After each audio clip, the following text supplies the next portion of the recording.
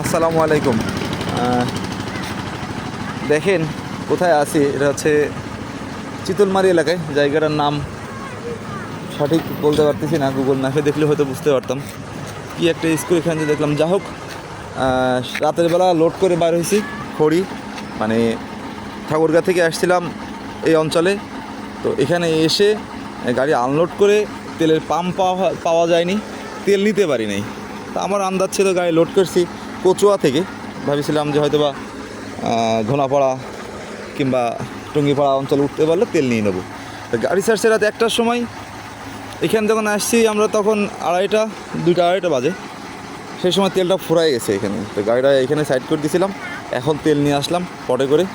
তেল নিয়ে এসে গাড়িতে তেল দিয়ে গাড়িটা স্টার্ট করলাম আলহামদুলিল্লাহ। এখন 10 লিটার তেল দিয়ে দিছি, পাম্প অনুযায়ী আবার তেল নিব। এই হলো ট্রাক ড্রাইভারের অবস্থা। সাথে থাকেন, টাটা।